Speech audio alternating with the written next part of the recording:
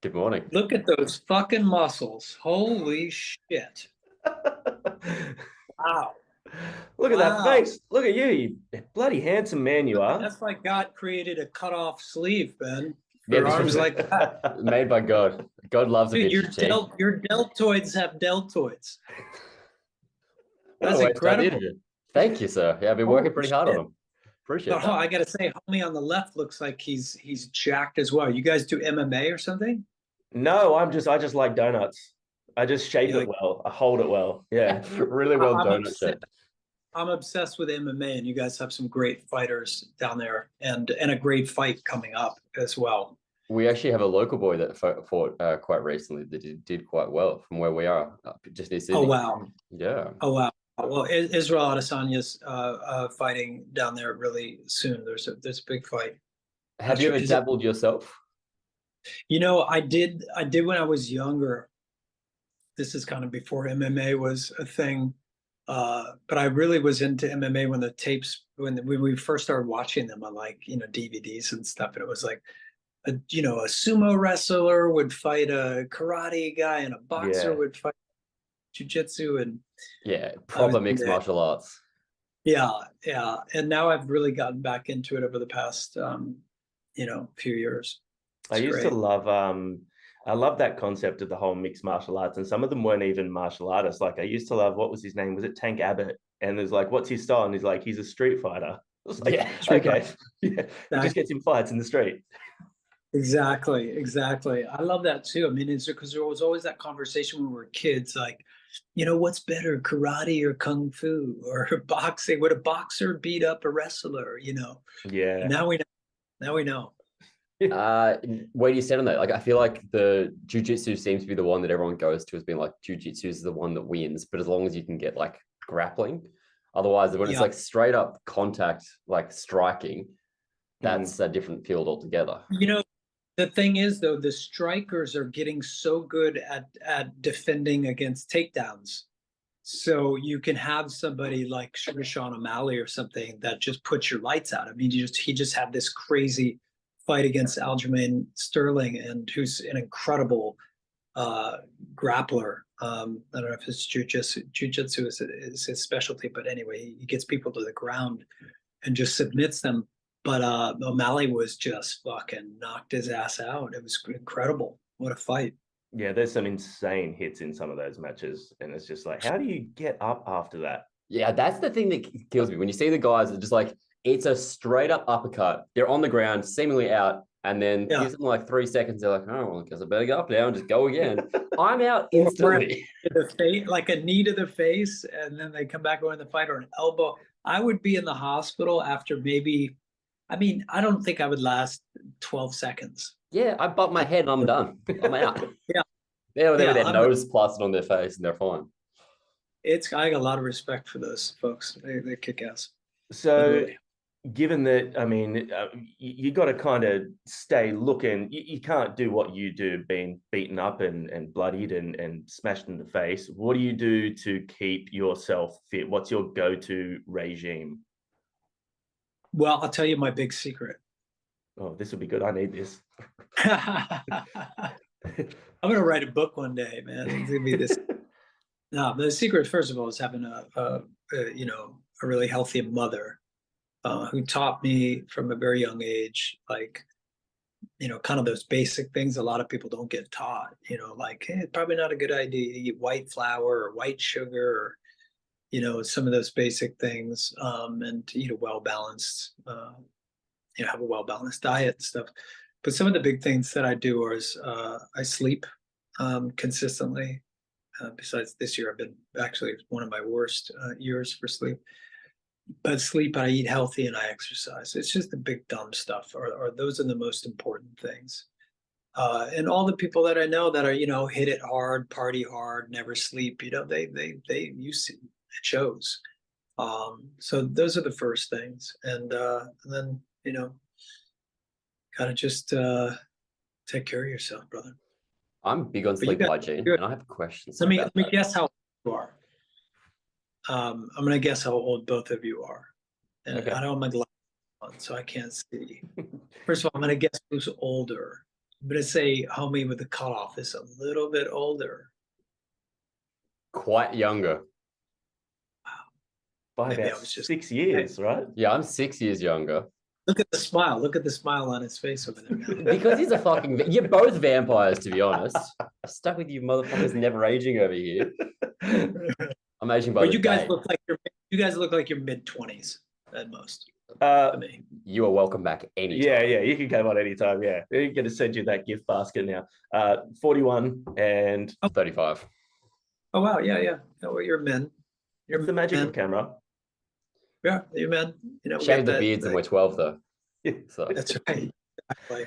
And then a funny thing happens at a certain age, you shave your beard and you turn into like kind of like someone's grandmother or something. You have to Yeah. you get so like old. Now if I shave, I'm so skinny. I'm like a skeleton. So, yeah, because you lose half your face. Yeah. You're so used to seeing it. Yeah, absolutely. Anyway, we got an album coming out soon. Yeah, you we're do. stuck We in should all probably- the aesthetics. Ah, Talk nice. about that. Stuck. Yeah. Yeah, good one. I forgot we were doing an interview. We were just shooting the shit, which is nice. That's a nice way to do it. Is just to have a conversation. I think people probably enjoy that a little bit more. Yeah, That's our- 100%. yeah, We're not that's our very good at go-to. doing the actual professional stuff, but if you want to just banter for a while, we're all down for it. But yeah, let's talk about the brand new album because it's a bit of a change of tempo for you guys. I think it is and it isn't. I mean, if you've been tracking what we've been doing the past few albums, it's certainly in line with where we've been headed. And when you listen to the entire album, there are songs like 7 to 1, there are songs like Avalanche, which I feel like are more connected to our very first album Yeah. than songs that we may have made on our second and third album. So we have a little bit of everything. There are some songs that are very succinct, that are very immediate, that are very vulnerable. But this album is very different for us because we stripped away a lot of the stuff that we usually rely on. Big layers of instruments, giant heavy guitars all the time. And, you know, we wanted it to be about the vocal and about connecting. We also wanted to do something totally different, even if we fall flat on our face. Yeah. And to remember to experiment, to explore, to fail. Those are important things for an artist. You have to do that in order to, you know, stay alive creatively. So there are different types of songs, but you know, it's still me and my brother, as it's always been since the very first album. My brother and I were signed in 1998. And we put our first album out in 2002. So this is our 6th album, which is crazy. I never even thought we would make one album. Yeah, it's wild. Yeah, it feels like a brand new beginning for us. It feels like we're kind of starting over. And in recent times, the kind of fun thing is, although we have exploring new avenues, at the concerts, we're playing a lot of really old songs. So it's great to be able to do that and then have something new and different to play. And the new songs are great too, because you know, a lot of the older songs are really long. I mean, they're like 5-6 minutes long. Sometimes live they clock like 8 minutes long, and that's cool. We love that. We kind of fall into those songs. But then it's nice to have these short little bursts of energy immersed in the set. You used the word succinct there, and I think that's a great way of describing it, because each song on them, like, I think the longest song is about 4.5 minutes. Like they are quite tight little packages. Each song has its own moment. It makes the listening experience very easy. Was that a conscious decision going into it? You wanted to make something that was snappy and short and to the point for the entirety of the album? Yeah, absolutely. And I think what I really wanted to do, rather than, you know, I wasn't just thinking, oh, let's make it as short as we can. I was like, okay, what's the most important thing to say? There's this old quote by Abraham Lincoln. He was writing someone a letter, and he said, I would have written a shorter letter, but I didn't have the time. And I was always like, you know what? I get that. It's like, you know, sometimes you work on that email. I'm always trying to write a letter to somebody, a very important message, write a speech. It's always like, okay, you overwrite, and then what can I lose? What can I get rid of?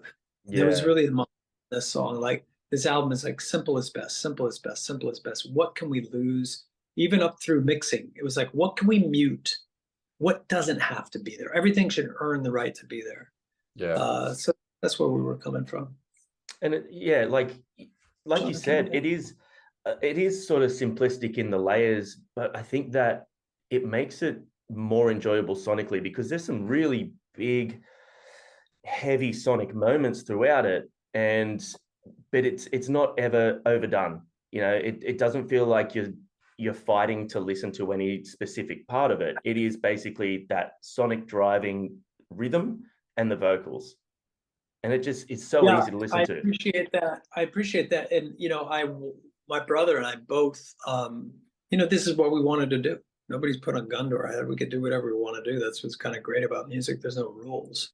Not like somebody else wrote the script and told us this is what you have to do when you're making your sixth album. This is what we could easily just keep writing, traditional 30 seconds of Mars songs. That's a fairly familiar thing for us at this point. Is that why not that it's, you?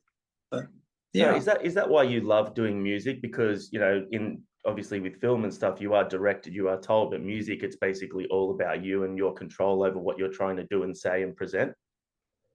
Yeah, I think that is one of the reasons, and it's really important. It was always really important to me to have the responsibility that comes along with control.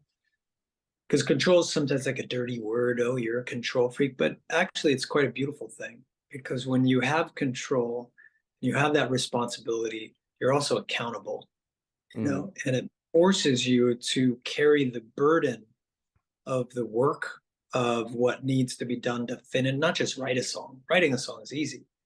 Finishing a song is really difficult. So that stuff has always been very important to me. As I've gotten older, the last couple albums, my brother started to participate more as a producer, as a a musician who's playing more than just the drums, as a writer. And that's great. Collaborating with people is like, God, it's such a relief to share the burden of that responsibility. But for a long time, I needed that. And when you do take that on, you learn so much too, because you have to find the answers. If you're the one that's going to say, hey, you know what? I wrote a song and I have an idea of where I think this should go. And this is what I think the guitar part should be. And this is how I think the vocals should be layered. And if you do that, you also have to take the responsibility when it doesn't work. So you put yourself on the line, and by doing that, it forces you to learn. With films, you're given a script, you're given you have a director and an editor and music. There's all kinds of other things that come into play, so it's more collaborative. But the music, it's very personal, it's very direct. With you said before about it's been sort of like anyone that's followed your journey can kind of see the direction that the album's gone. And there are moments in there that are still very 30 seconds. Like you've got some really big whoa moments, and we love a whoa. Oh, yeah.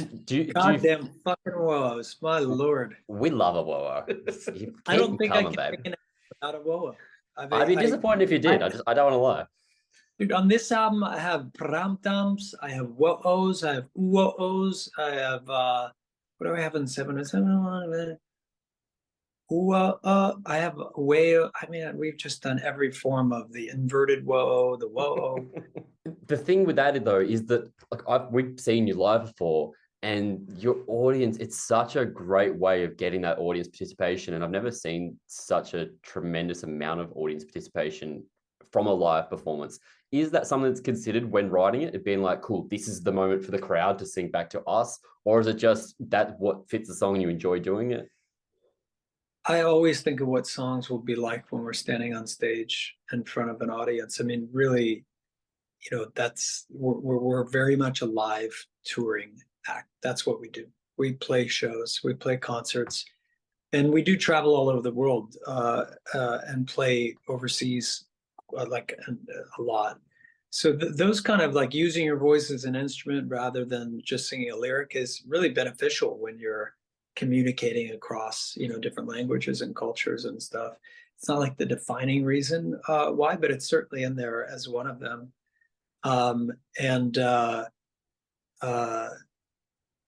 It's funny that in the beginning, I never thought that we would ever have a song that an audience would sing, because our first album really didn't get that response from people.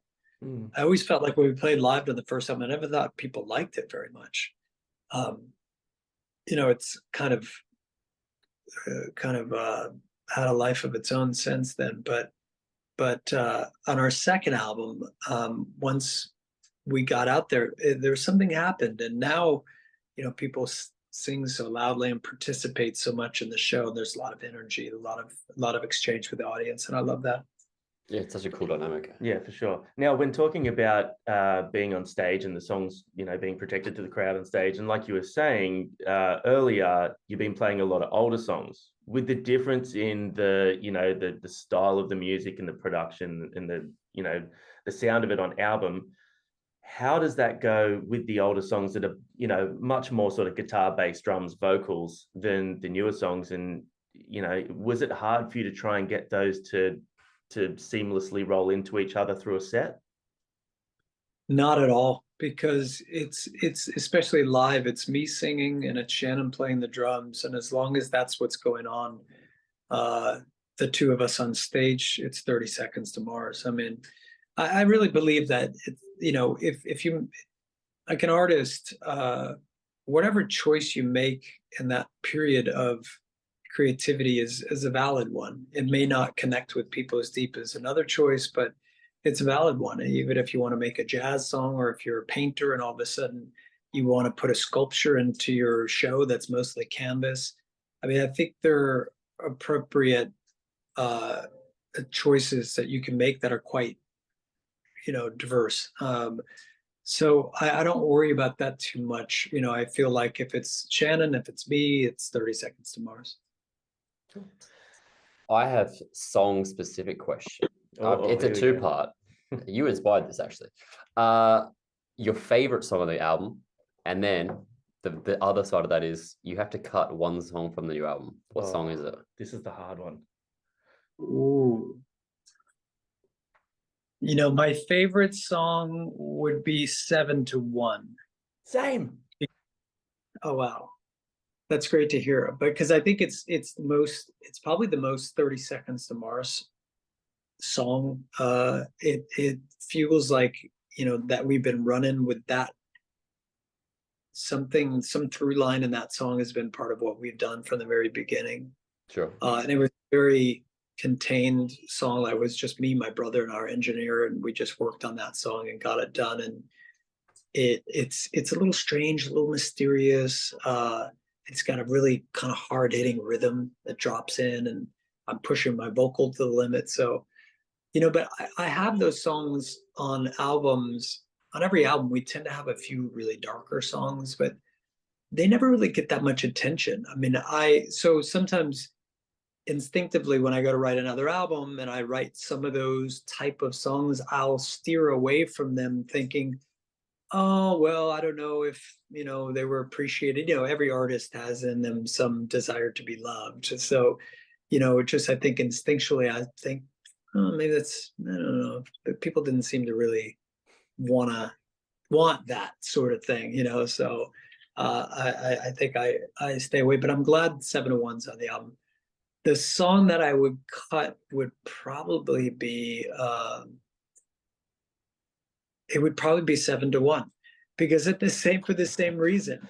Because I guarantee you, like, you might like it, I might like it.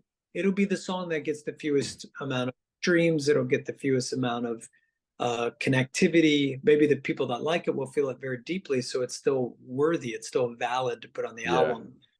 But in terms of like having to edit your album, if you have to edit, it would be that or Avalanche, because an Avalanche is still, I feel like, quintessential 30 Seconds to Mars. It's anthemic, it's big, it's kind of more of a rock song. It's got guitars, it's got me pushing the vocal to the limit. But yeah, probably one of those two. I think that's an interesting answer. It's the first time we've had an artist pick the same favorite song as the song they cut. Yeah. So. Yeah. Well, all right. Well, do we want to leave with the actual hard question? Yeah, this is the last hard question. It's the divisive one. All right. Now, you guys play long sets, and we know you're a busy man. You got to get going. But the final question is: you have to go on stage, right? Huge album launch show, 2 hours long. before you go on stage, you have to put on either cold, wet socks or cold, wet underwear to do the duration of the show. What do you choose and why? I would definitely go with the socks. God damn. Yeah, I knew I liked you. Go with the socks. You know, I mean, you gotta keep the junk dry. You're absolutely right. You do. And I don't, you know, I don't mean to offend anybody using medical terms like that, but you gotta keep the junk dry. That's the quote. That's it right there. Dude, thank you so much for taking the time. We're so excited for you and for everyone to get this album in their hands. Hopefully they all love it as much as we have. We appreciate you taking time. September 15th. I appreciate you guys. See you. See you soon. Thanks, man. Thanks.